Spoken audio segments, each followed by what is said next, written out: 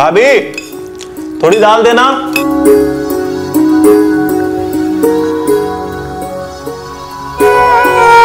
थोड़ी सी दाल।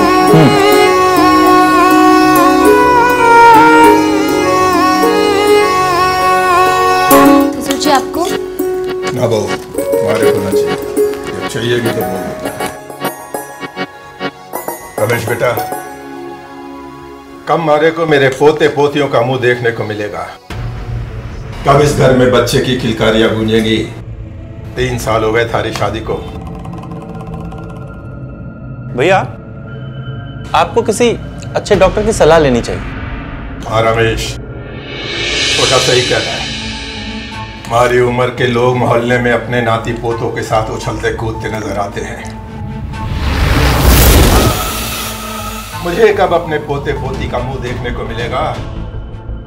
कब मिलेगा ये सुख? ये जमीन जायदाद रुपया पैसा इसीलिए तो बनाया है कि हमारी भी हसरतें हैं कि अपने पोते पोती को खूब पढ़ाऊं लिखाऊं, अच्छे अच्छे कपड़े ला कर दूं, अच्छा खाना खिलाऊं। सुन ले रमेश, अगर इस साल इस घर में बच्चे की किलकारियां ना गूंजी तो अगले साल थारी दूसरी शादी करवा दूंगा। मुझे अपने खानदान का चिराग जल्दी से जल्दी चाहिए। और इंतजार कर लिया, अब और इंतजार ना करूंगा।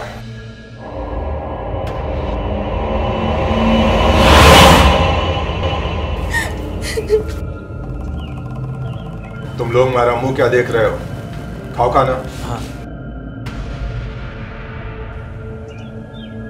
छोटी मालकिन, बड़े मालिक सही कह रहे हैं। जिसको शादी के बाद कई दिनों तक औलाद ना होना, उस औरत को समाज में बांझ कहते हैं। लोग ताने मारते हैं। और सुरेश भैया सही तो कह रहे हैं। अगर आप में कोई खोट नहीं है तो आप रमेश भैया का चेकअप करवा लो। शायद इससे आपकी समस्या का समाधान हो जाए। आज ससुर जी ने सबके बीच क्या कहा तुम्हें याद है ना? और पुष्पा भी यही कह रही थी। और आज जब मैं मंदिर से आ रही थी तो कमला चाची मिल गई। और फिर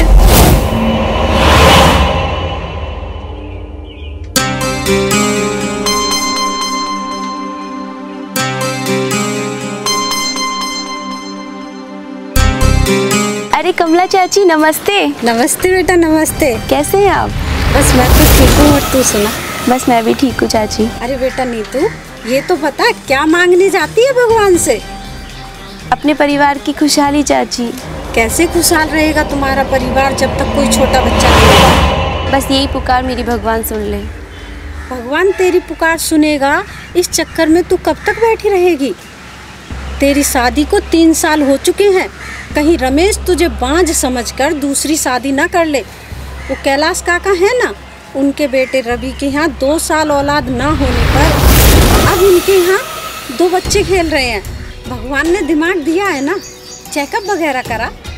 अगर कुछ कमी होगी तो डॉक्टर पूरी करेगा और तेरी गोद भी हरी हो जाएगी। पर चाची पिछली बार जब मैं रक्षाबंधन पे घर गई थी तब मेरी माँ ने मेरा टेस्ट करवाया था। उसमें तो रिपोर्ट्स नॉर्मल आई थी। तो फिर रमेश का चेकअप करा, शायद उसमें कोई कमी हो। तुझे हिम्मत से अपने दिल की बात उसके सामने रखनी होगी। सोच में क्या पड़ गई है? पकड़ उसका हाथ और ले जा जबरदस्ती उसे डॉक्टर के पास, समझी? जी चाची। तो फिर तुम्हें जबरदस्ती ले चलूं या फिर तुम खुद चलोगे? अगर तुम्हारी यही इच्छा है तो चलो, तुम्हारी ये तमन्ना भी पूरी कर लेते हैं। सच? सच। तो चले आज ही? चलो। ठीक है चलो।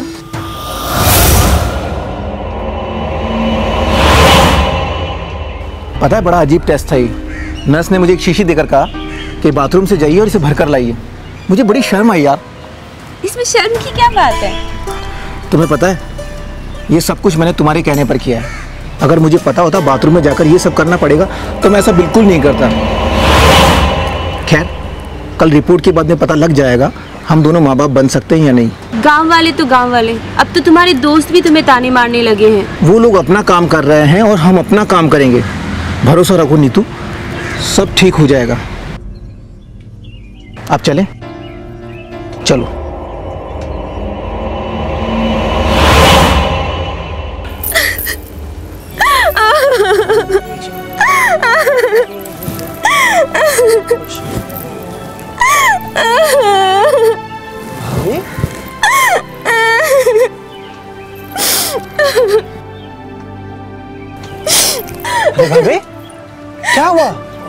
आप रो क्यों रही हैं? तबीयत तो ठीक है ना भाभी?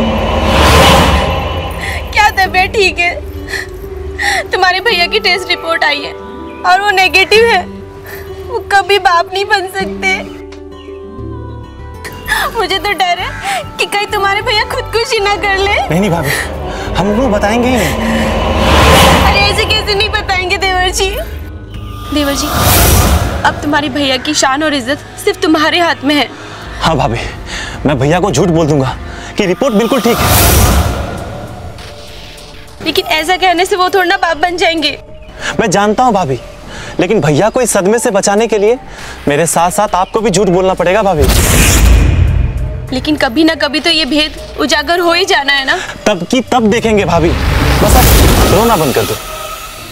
तुम मेरी बात नहीं समझे देवर जी। ये भेद ना खुले, इसका एक तरीका है मेरे पास। क्या तरीका है भाभी? नहीं समझे?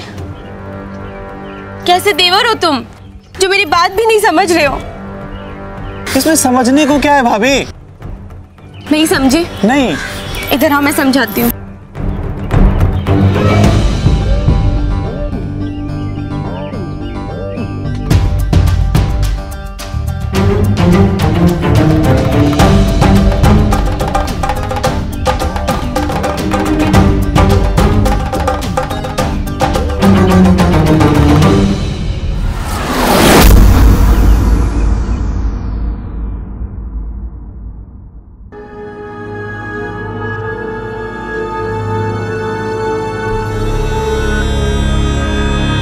मुझे बताएगा कि रमेश की रिपोर्ट का क्या हुआ?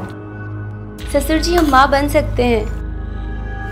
इनकी रिपोर्ट नॉर्मल है, बस डॉक्टर ने कुछ दवाइयाँ दी है और कहा है थोड़ा इंतज़ार करने के लिए। ये तो बहुत अच्छी बात है। इतना इंतजार किया है तो थोड़ा इंतजार और कर लेंगे। मुझे पूरा यकीन था कि मेरे बेटे में कोई कमी नहीं होगी। बहुत खुशी की बात है। चलो इसी बात पे 2 फुलके ज्यादा खाऊंगा। बहू, 2 फुलके और रख दो इसी खुशी में। देवर जी, आपको भी? हाँ, दो ना भाभी। वैसे भी आज मैं बहुत भूख है। खाइए ना।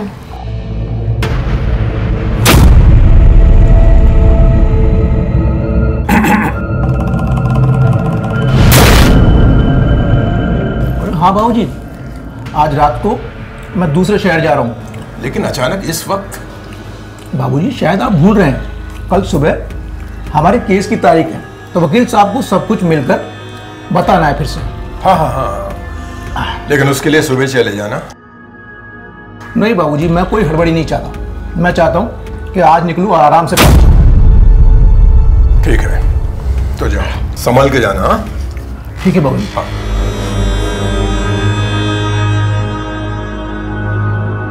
नीतू, मेरा बैग पैक कर दो।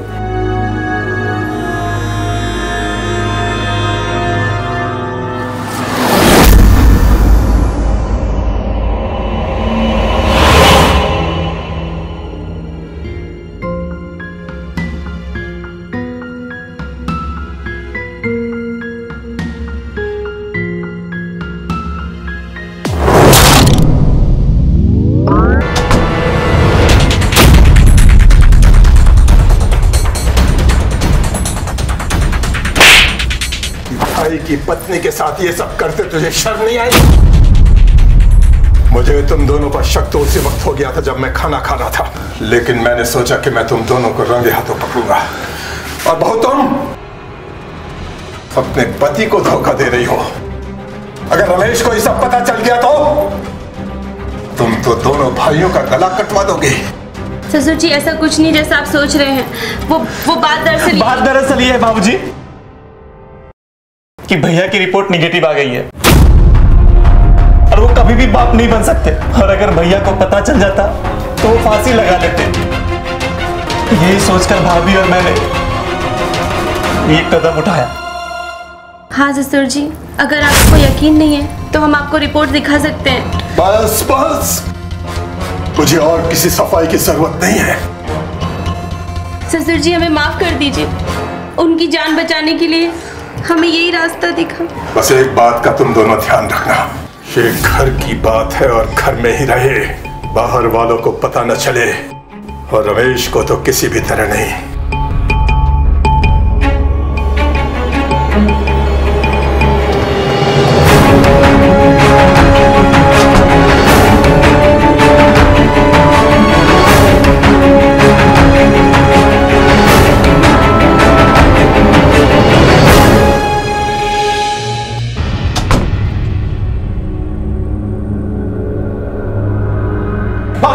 बाबूजी, सुरेश, जल्दी आ। क्या हुआ भैया? क्या हुआ बेटा? अरे पुष्पा, देख क्या हुआ? बाबूजी, ये तो मर गई है। इसे किसने मारा? ये सब बाद में पता करेंगे, पहले पुलिस को फोन लगाओ। लेकिन हमारी पुष्पा को किसने मारा होगा और क्यों मारा होगा? बहू, रोना बंद करो। पुलिस आएगी, सब पता चल जाएगा। बेटा, पुलिस स्टेशन फोन लगा। Hello, police station. जी, यहाँ पर एक खून हो गया है। आप गीता निवास पर जल्दी आइए।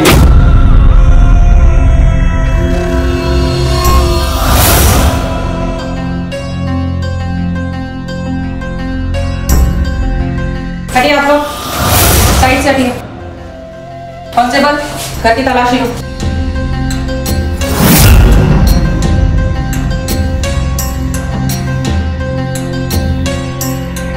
कौन थी ये? मैडम, ये पुष्पा हमारे घर की नौकरानी। कैसे हुआ इसका कत्ल? मैडम, घर में कोई नहीं था। हम सब लोग पड़ोस में देवगन जी के यहाँ फंक्शन था, वहाँ गए थे। जब आए तो देखा ये मरी पड़ी थी। इसकी कोई दुश्मनी मोहल्ले वालों से या किसी से अनबन? नहीं मैडम, ऐसा तो कुछ नहीं है। मैम, यहाँ पे कुछ भी नहीं मिला। अच्छे से चेक किया? Yes ma'am. कुछ मोबाइल वगैरह? नहीं मिला मैम। आप में से किसी के पास इसका मोबाइल नंबर होगा? हाँ। 99 55 4898। फोन तो बंद आ रहा है।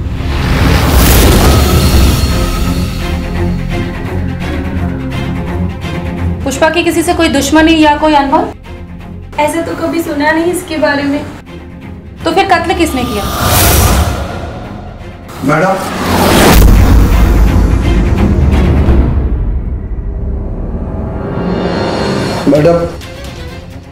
मुझे पता है पुष्पा का कत्ल किसने किया है।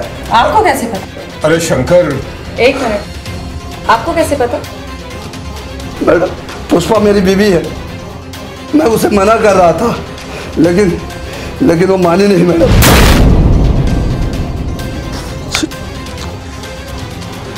यार,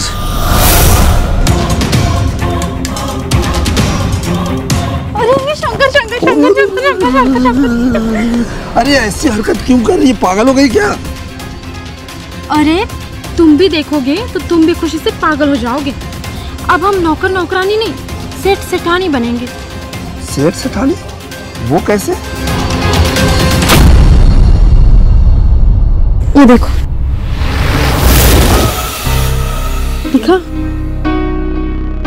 अरे ये छोटी मालकिन इतनी गिरी हुई हरकत। अच्छा है ना, अब यही हमारी कमाई की चाबी है। वो कैसे? अब ये वीडियो मैं रमेश भैया को दिखाऊंगी और उनसे खूब सारे पैसे इकट्ठे करूंगी। और अगर उन्होंने पैसे नहीं दिए तो? पैसे तो उसका बाप भी देगा। मैडम, ये वीडियो देखिए, पुष्पा ने मुझे भेजा था।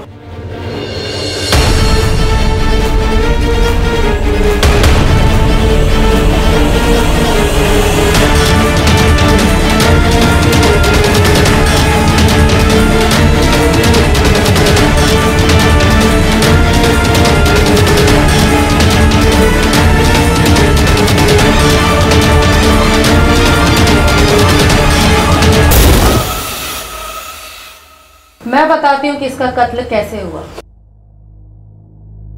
बात दरअसल ये है कि पुष्पा को एक सच्चाई पता थी, और वो सच्चाई ये है कि उसको आपकी पत्नी का उसके देवर और ससुर के नाजायज संबंधों का पता चल चुका था और वो एक वीडियो दिखाकर उसको ब्लैकमेल कर रही थी। इसीलिए आपने उसका फोन किया।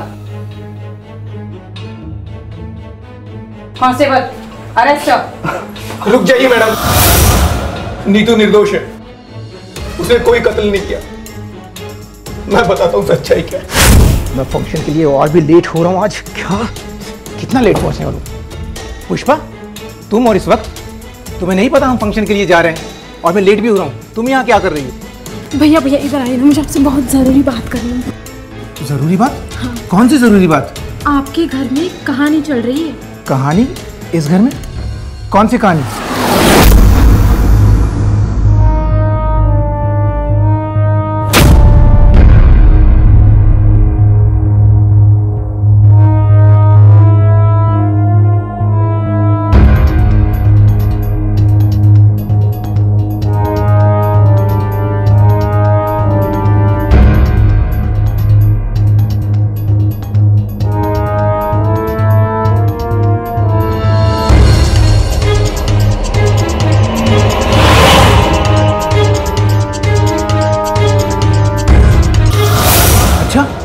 तुम ये सब करती हो घर में रहकर? नमक हराम, निकल जा मेरे घर से, निकल।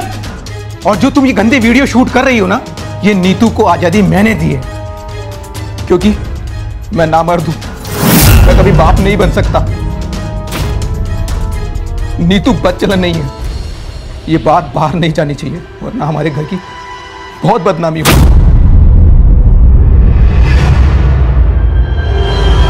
इस बदनामी से बचने की कीमत लगेगी। कीमत? तुम मुझे ब्लैकमेल कर रही हो?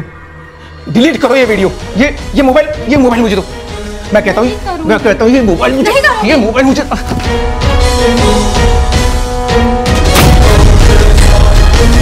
ये वीडियो तो डिलीट कर दोगे रमेश भैया, लेकिन मेरी जबान कैसे बंद करोगे?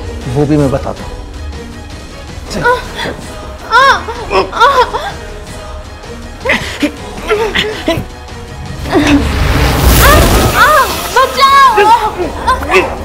छोड़ो मुझे।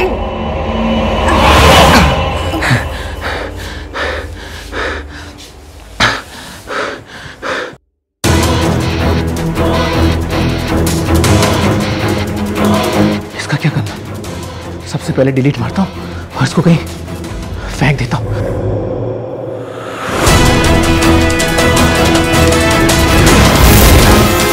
कुछ भी हो, तुम्हें ये कत्ल करने से पहले 10 बार सोचना चाहिए था कि इस तरह के अनैतिक रिश्तों का राज एक ना एक दिन खुल जाता है। बेवजह तुम गुनहगार बन गए। कांस्टेबल, अरेस्ट है।